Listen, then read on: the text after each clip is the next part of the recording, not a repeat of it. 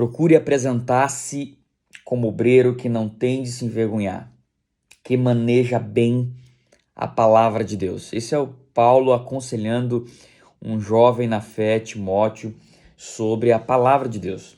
Depois diz o seguinte: passará os céus e a terra, porém as minhas palavras não passarão. O espírito é que vivifica a carne e nada aproveita. As palavras que eu lhe tenho falado são espírito e são vida.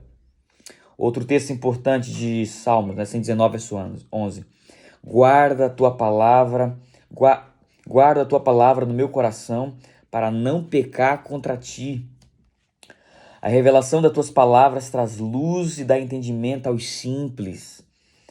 Porque a palavra de Deus é viva e eficaz, mais cortante que qualquer espada de dois gumes, e penetra até o ponto de dividir alma, espírito e juntas e medulas, e é apta para julgar os pensamentos e os propósitos do coração. E por fim, visto que na sabedoria de Deus o mundo não o conheceu por sua própria sabedoria, Deus achou por bem salvar os que creem por meio da loucura da pregação, porque Esdras pôs no coração o propósito de buscar a lei de Deus e cumprir e ensinar a Israel os estatutos e seus juízos. Enfim, logo no início, a lição de hoje está nos lembrando sobre a soberania da palavra de Deus. Na verdade, da importância de estudar a Bíblia. E que bom que nós temos separado esses 10 dias para fazer isso bem cedo, buscar momentos de reflexão sobre a palavra de Deus. E todos esses versos que nós lemos aqui, tanto do Antigo quanto do Novo Testamento, de personagens diversos, lembram duas coisas. Uma que você vai ler na parte seguinte da própria lição aqui, acerca de Lutero, né? É o próximo tópico, Novas Verdades, dizendo que a reforma não terminou em Lutero, né? A necessidade de estudar a Bíblia não parou em Lutero. E Deus precisa fazer ainda uma grande obra na vida da sua igreja. E isso precisa começar hoje. Precisa começar agora. Precisamos entender a importância de estudarmos a Escritura. E esse texto inicial que nós lemos fala que precisamos nos apresentar, né, aprovados, que sabe manusear bem a palavra de Deus, manejar bem a palavra de Deus. Outro dia eu vi uma pesquisa da igreja falando que o período médio, né, dos nossos membros é de apenas 5 anos. Isso quer dizer que nós somos uma igreja muito jovem, né, em termos de tempo de batismo, de maneira geral. A maioria dos membros tem essa média de 5 anos. Mas parece que com o passar do tempo, nós temos estudado menos a palavra de Deus. Eu me preocupo porque eu acho que em algum momento a porta da graça vai se fechar e tem gente que vai olhar assim e vai dizer: olha, mas já fechou? E Jesus já está vindo e eu nem percebi? Pois é, e os sinais dos terremotos em vários lugares? Pois é, você não percebeu nada? Guerras e rumor de guerra, o amor se esfriando no coração de muitos e tanta coisa acontecendo. Nós estamos encarando as coisas com tanta naturalidade e se distanciando tanto da palavra de Deus com o passar do tempo, que eu temo sinceramente que a porta da graça vai se fechar, Jesus vai estar às portas e alguns vão se perguntar: ué, mas ele já está voltando mas eu nem me preparei ainda, eu nem terminei o que eu comecei. Pois é, isso é bem possível que aconteça, porque está acontecendo dia após dia um grande distanciamento da palavra de Deus. E tem um texto aqui que eu grifei, eu queria ler para vocês, que está no livro O Grande Conflito, né? Falando aqui sobre Lutero, sobre a reforma, dizendo, né, que a reforma não terminou, né? E que continuará até o fim da história desse mundo. Diz que Lutero teve que fazer uma grande obra de transmissão aos outros de luz que Deus tinha permitido que ele brilhasse sobre ele. Porém, ele não recebeu toda a luz que deveria ser dada ao mundo. Desde aquele tempo até hoje, nova luz tem brilhado constantemente sobre as Escrituras e nova verdade tem sido continuamente desvendada. Isso é incrível porque está nos ensinando que à medida que nós estudamos a Bíblia, mais luz, mais verdades são reveladas a partir de nós.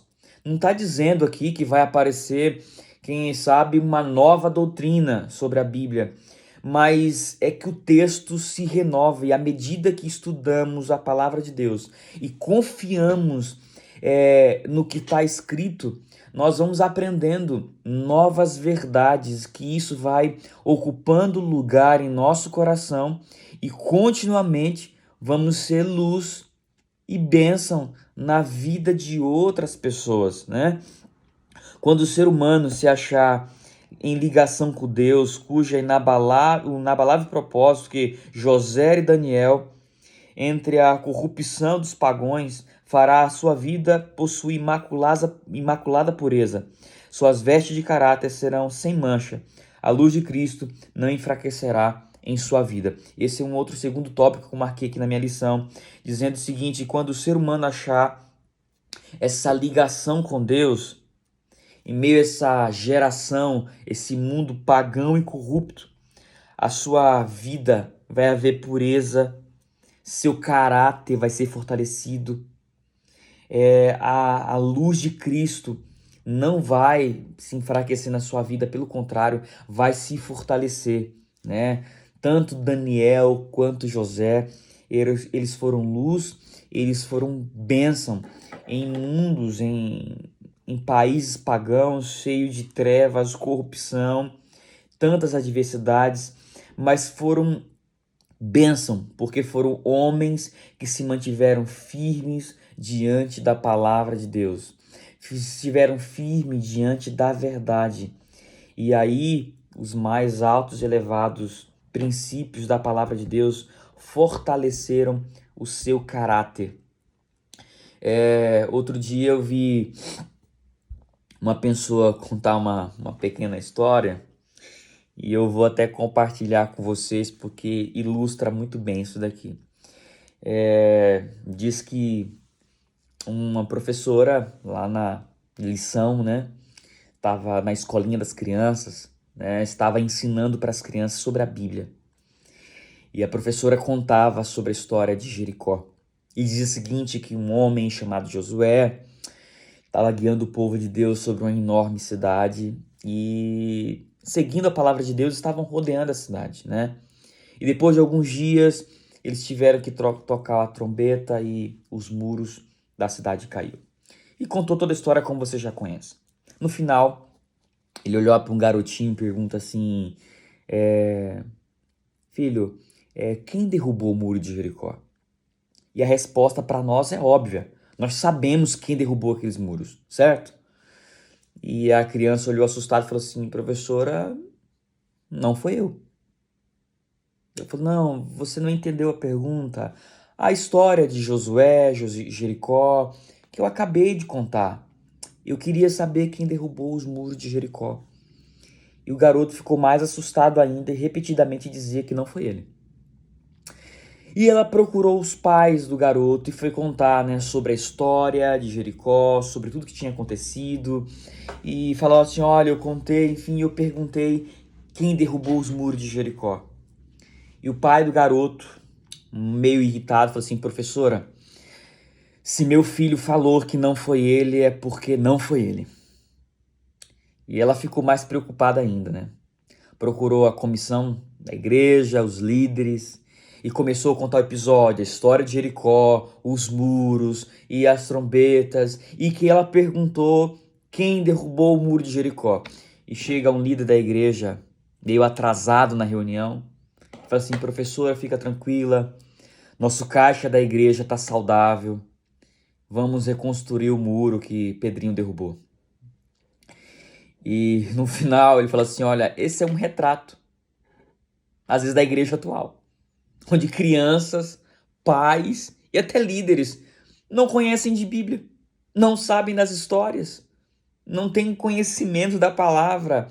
Eles até podem saber muitas coisas que aparentemente são interessantes sobre o mundo do futebol, dos games, enfim, do entretenimento, mas a palavra de Deus que vivifica, Nós estamos falando aqui, olha, eu estou na página 13, tá? Da lição ainda, aonde nos tópicos acolhendo a palavra de Deus, li aqui sobre Daniel, sobre José, e eu queria lembrar para você, esses dois personagens que foram citados aqui, eles tinham de 15 a 16 anos quando eles foram ou vendidos como escravo, no caso de José, ou Daniel quando foram levados como cativo. Eram adolescentes, mas se mantiveram firmes à palavra de Deus, porque foram ensinados sobre a luz da palavra de Deus. O seu caráter foi desenvolvido. Eles aprenderam a luz da palavra desde criança. E à medida que o tempo passou, mesmo apesar das diversidades, da influência pagã, o Egito mudando o nome de José, Babilônia fazendo o mesmo por Daniel, mudando a sua identidade, mudando o seu nome, pressionando, apresentando ídolos, mas mesmo assim esses homens se mantiveram firmes à palavra de Deus. A palavra de Deus permanece soberana e foi luz na vida daqueles homens, daqueles garotos, daqueles jovens. Tem um outro trecho que eu grifei aqui no tópico alvos mais elevados. Você pode acompanhar comigo a leitura. Diz o seguinte: tome o estudante da Bíblia como um guia e ponha-se como uma rocha em defesa dos princípios, e poderá desejar as mais altas realizações. Todas as filosofias da natureza humana têm levado à confusão e vergonha quando Deus não tem sido reconhecido como tudo em todos. Mais preciosa fé inspirada por Deus comunica força e nobreza de caráter. Quando nos demoramos sobre sua bondade, sua misericórdia, seu amor, temos cada vez mais clara percepção da verdade, mais elevado, mais santo, o desejo de pureza de coração e clareza dos pensamentos. Isso aqui é muito importante, sabe? Faz pouco tempo que eu tive que bloquear no meu WhatsApp um irmão da igreja. Ele fazia parte de não sei, de algum jornal, não sei exatamente qual é o trabalho dele, mas todas as manhãs ele me despertava com um vídeo sobre alguma desgraça, alguma tragédia da cidade, algum assassinato, alguma coisa assim terrível que tinha acontecido. Ele me mandava logo de manhã. Mas não é que havia nenhum tipo de maldade no seu coração, é porque no lidar do dia a dia ele estava tão acostumado com isso e que isso não mais o incomodava, nem o seu coração, nem o seu pensamento. E ele sentia-se bem em compartilhar esses vídeos, essas informações, esses assuntos. Sabe, às vezes quando a gente tem um distanciamento da palavra de Deus, ou quando a gente não dedica tempo para meditar, sabe, esse desejo de pureza de coração, de clareza, essa falta de sensibilidade, ela às vezes acaba tomando conta de nós. Sabe, eu fico muito preocupado quando famílias, às vezes inteiras, se assenta diante de alguns cenários para ouvir e compartilhar cenas, imagens tão terríveis sobre o poder do pecado e da atuação do diabo na vida da família e das vidas das pessoas. Não é que você vai agora entrar numa bolha e você não vai ter informações sobre terremotos e sobre tragédias da chuva ou outras coisas que acontecem. Não é isso, mas sabe, ficar escavacando coisas e buscando imagens e vídeos e que só denigre o caráter humano e só demonstra como o pecado é ruim e como isso é doloroso, sabe? Como isso é terrível e com o passar do tempo, como isso vai tirando a nossa sensibilidade e parece que a gente não se torna mais sensível a isso e vai nos acostumando com essas coisas e chega um tempo que isso não comove mais, não fala mais no nosso coração, se torna tão comum. Quando eu era criança, que meu pai falava que houve uma chacina, algo terrível em algum lugar, falava de 2 ou 3 mortes em algum local. Hoje acontecem 10, 15 e parece que não incomoda o coração mais das pessoas. Nós parecemos que estamos nos acostumando com este mundo. O grande problema é que esse é um mundo mau, terrível e distante de Deus, dos seus princípios e da sua palavra. O que eu quero dizer com isso é que não caia em perigo de se alimentar mais com notícias terríveis do que com a palavra de Deus. De buscar mais em ver coisas do que está acontecendo lá fora do que aprender sobre aquilo que a Bíblia diz. E aqui tem um princípio muito importante e você vai perceber no decorrer desses 10 dias, no final de cada meditação, há sempre motivos de oração, sempre há razões por que meditar. E existem pessoas que fazem ano bíblico, né? Elas leem 3, 4 capítulos por dia. Maravilha. Existem pessoas que leram apenas um capítulo por dia. A questão aqui não é quanto você ler da Bíblia, se é um capítulo ou se é 4, mas é quanto tempo você passa meditando naquilo que você leu. Porque a tua meditação de manhã pode ser alguns versículos, talvez. Mas quanto tempo você dedica refletindo naquilo que você leu e naquilo que Deus está falando com você através daquilo que você leu. Lutero dizia que o mais importante do estudo da palavra de Deus era a oração. Ele disse que a parte mais importante da tese de um estudo da palavra de Deus era o tempo dedicado à oração. É perguntar a Deus aquilo que Ele quer dizer através da sua palavra, através daquilo que Ele leu. Então, se você lê 4 capítulos, 3, 2, 1, ou apenas alguns versículos, eu não quero dizer o que é melhor ou o que não é melhor, mas eu quero lembrar para você que a parte mais importante desse estudo é o tempo que você dedica refletindo naquilo que Deus está te falando, naquilo que Deus está te dizendo. Olha um outro texto aqui ainda na página 13, bem no finalzinho. Queria que você acompanhasse, depois a gente vai virar a página. Diz o seguinte: e as faculdades naturais crescem por causa da santa obediência. Olha, vou repetir. As faculdades naturais crescem por causa da santa obediência, do estudo da palavra de vida. Podem os estudantes ficar com o espírito expandido, elevado, enobrecido, se forem como Daniel, ouvintes e praticantes da palavra de Deus, poderão avançar como ele avançou em todos os ramos da ciência. Olha que coisa incrível! Em todos os ramos da ciência, sendo de pensamentos puros, vão se tornar fortes mentalmente. Todas as faculdades intelectuais se fortalecerão.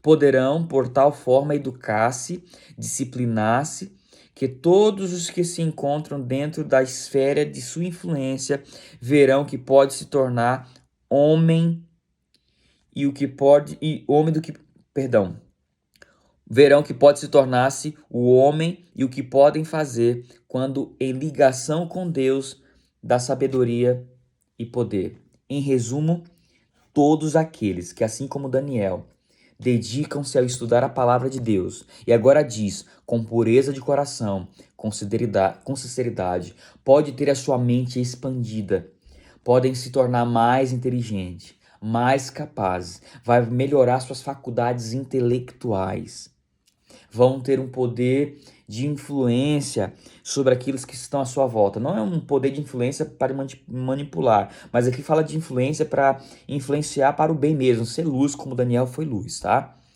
E porque essa ligação com Deus traz sabedoria e traz poder. A Bíblia está dizendo o seguinte: você quer se tornar mais inteligente? Você quer se tornar mais sábio? Estude a palavra de Deus. Pastor, mas em qualquer assunto? Sim, em qualquer assunto. Diz que a sua mente pode se expandir. Vai melhorar o seu intelecto. vai avançar em vários âmbitos, assim como Daniel. Porque a sua ligação com Deus vai te conceder, não é a inteligência que esse mundo conhece, mas vai te conceder sabedoria.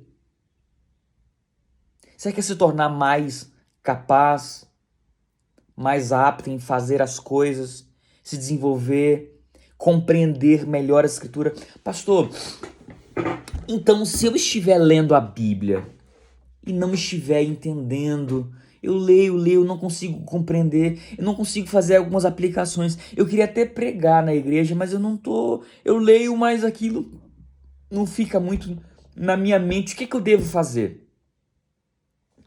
Aqui, baseado no que nós lemos, que esse texto está no Comportor Evangelista, página 53, está dizendo para nós que você precisa continuar nesse mesmo caminho. Parabéns, continue estudando. Mesmo sem compreender, sim, continue lendo, meditando, gastando tempo. E à medida que você vai se conectando com Deus, estudando, buscando a sua presença, gastando tempo com Ele, sua mente vai se expandindo. E você vai avançar, você vai passar a compreender, você vai se tornar mais capaz, você vai obter sabedoria do céu. E você vai crescer em conhecimento da palavra de Deus. As coisas vão acontecer à medida que você mantém-se firme, estudando e buscando conhecimento que vem dele. A Bíblia tem esse poder de se renovar, porque à medida que você lê o mesmo texto que você já leu outras vezes, parece que ele vai trazer lições novas daquele texto para você. Ele continua falando ao seu coração. Você pode ter lido o Salmo 23 dezenas ou centenas de vezes, mas parece que todas as vezes que você ler esse salmo, ele sempre encontra lugar em seu coração e ele fala a sua necessidade, assim por diante. Então, à medida que você continua estudando, buscando, a sua mente vai expandindo e você vai crescendo.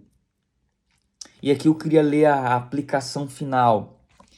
E aí eu vou ler ela na íntegra. Diz o seguinte: por meio da palavra de Deus, não pela comoção ou por provocações, que precisamos influenciar as pessoas a obedecer à verdade. Para aqui, eu vou ler tudo, mas olha esse primeiro parágrafo aqui. É pela palavra de Deus, não é pela comoção, nem pela provocação. Não é por um monte de cristãos que se reúnem em busca de um êxtase espiritual. Não é por comoção. Não é por uma história que pode fazer a pessoa chorar ou rir. Porque outros meios de entretenimento pode fazer alguém rir ou chorar também. Então não é se você fazer alguém chorar ou rir no final de um sermão. Mas é por meio da palavra de Deus, é pelo estudo da palavra. E eu queria, nesse minuto final, falar especificamente aos pregadores que me escutam agora. Lá no seu púlpito, onde você prega, a palavra viva do Senhor precisa ser aberta e estudada. Cuidado para que o texto bíblico não seja apenas algo que faça parte do sermão e não seja o sermão como todo. Cuidado para que nenhuma outra coisa dentro do teu sermão ocupe um espaço tão extenso que você não tenha tempo de estudar e refletir na palavra de Deus.